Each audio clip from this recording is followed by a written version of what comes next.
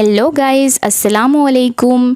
आज है बकरीद का दिन, तो सबसे पहले आप सभी को बकरीद मुबारक। तो गाइस, बकरीद के मौके पे दुनिया भर के लोग कुर्बानी करते हैं और आप लोग सोच रहे होंगे कि ऐसा क्यों करते हैं, ऐसा क्यों किया जाता है। तो चलिए गाइस, आज हम बकरीद के पीछे की कहानी आप लोगों को सुनाते हैं ताकि आप लोग भी बकरीद क्यों मनाई जाती है उसके पीछे की वजह जान सकें। तो चलिए गाइस, शुरू करते हैं। हज़ारों साल पहले की बात है। इब्राहीम अलैहिस्सलाम जब अल्लाह के नबी और पैगंबर हुआ करते थे। एक दिन जब इब्राहीम अलैहिस्सलाम सो रहे थे तो उन्होंने एक ख्वाब देखा जिसमें अल्लाह ने फरमाया कि इब्राहीम, आपके नज़दीक जो सबसे प्यारी और महबूब चीज़ हो आप उसे अल्लाह की राह में कुर्बान कर दीजिए। तो गाइस, अल्लाह जो है अक्सर अपने बंदों का जो है इम्तिहान लेता रहता है ताकि वो ये जान सके, वो ये देख सके कि उसके जो बंदे हैं वो उससे ज़्यादा प्यार करते हैं या उसकी दी हुई चीज़ों से। तो इसीलिए अल्लाह जो है हर वक्त इम्तिहान लेता रहता है। तो गाइस, नबियों और पैगंबरों के जो ख्वाब होते थे वो सच्चे होते थे। जो भी ख्वाब में वो देखते थे वो अल्लाह का हुक्म हुआ करता था। तो ये ख्वाब देखने के बाद इब्राहीम अलैहिस्सलाम अपने 100 ऊँट कुर्बान कर दिए।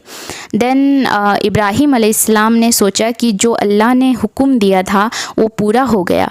पर जब दूसरे दिन रात को वो सोए तो फिर से उन्होंने उसी ख्वाब को देखा। तो अगले दिन उन्होंने फिर से अपने 200 ऊँट कुर्बान कर दिए। लेकिन तीसरी रात फिर से वही ख्वाब आया जिसमें अल्लाह ने उन्हें उनका सबसे पसंदीदा चीज़ कुर्बान करने का हुक्म दिया। अब इब्राहीम अलैहिस्सलाम सोच में पड़ गए, आखिर अल्लाह उनसे किस चीज़ की कुर्बानी चाहते हैं। फिर उन्होंने सोचा कि दुनिया में सबसे अजीज़ और कीमती चीज़ मेरे लिए मेरा बेटा इस्माइल है। तो गाइज़, यहाँ पे एक चीज़ बता दूँ आपको कि इब्राहीम अलैहिस्सलाम के 80 साल की दुआओं के बाद अल्लाह ने उन्हें एक औलाद अता की थी।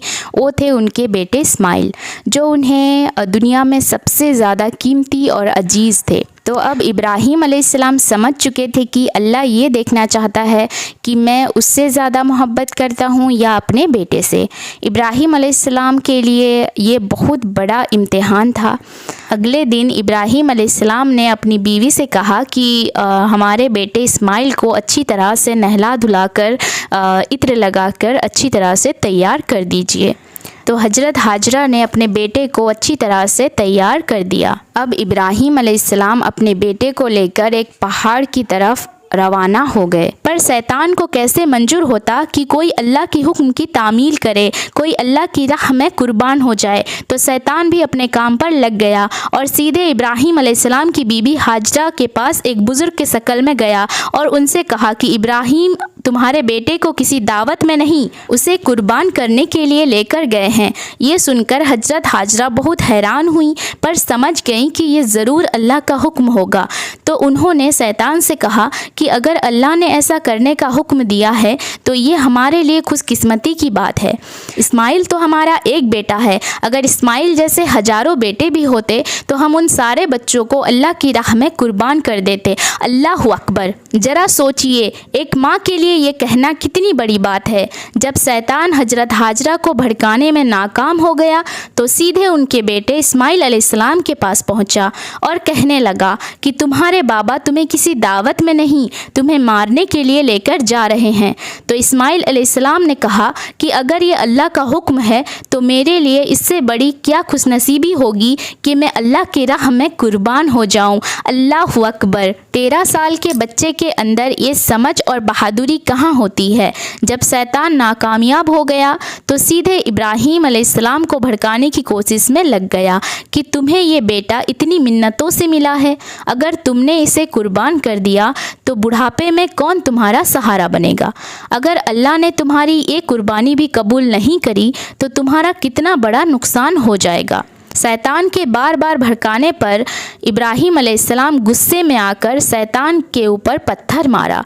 तो यही वजह है जब लोग हज पर जाते हैं तो उसी जगह पर आज भी लोग कंकड़ मारते हैं और ये हज का एक अहम अरकानों में से एक है।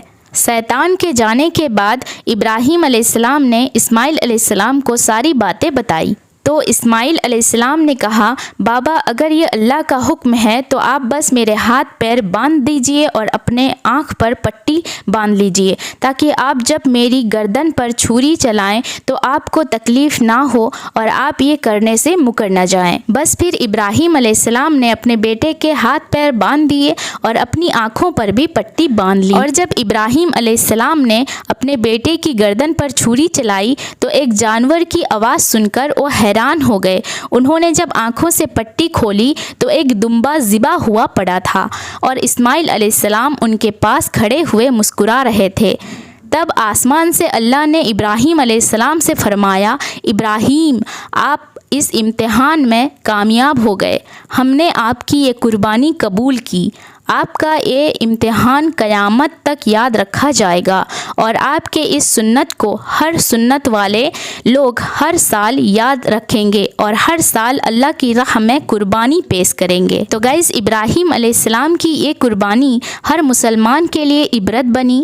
آج بھی ہر مسلمان حج کے موقع پر قربانی پیش کرتے ہیں۔ بقرعید پر جو بھی حلال جانور قربان ہوتے ہیں ان کے گوشت کو 3 حصے میں بانٹا جاتا ہے۔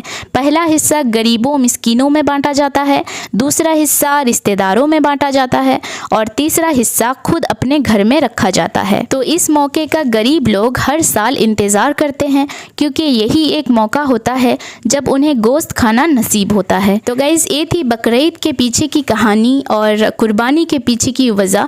تو گائز ہمارے اس ویڈیو کو آگے تک شیئر کریے تاکہ ہر کسی کو بقرعید کا معنی سمجھ آئے، کیوں قربانی دی جاتی ہے وہ سمجھ آئے۔ تو گائز اگر ہمارا یہ ویڈیو آپ لوگوں کو اچھا لگا ہے، سمجھ آئی ہے، ہر چیز آپ کو ڈیٹیلز میں ہم نے بتائی ہے، اگر آپ لوگوں کو سمجھ آئی ہے، اچھا لگا ہے ہمارا ویڈیو تو پلیز ایک چھوٹا سا لائک کر دیجئے، اور اگر ابھی تک آپ لوگوں نے ہمارے چینل کو سبسکرائب نہیں کیا ہے تو پلیز سبسکرائب کر لیجئے اور بیل آئیکن کو بھی پریس کر دیجئے تاکہ ہمارے ویڈیوز کے نیو اپڈیٹس آپ تک سب سے پہلے پہنچ سکے۔ Thank you for watching. اللہ حافظ۔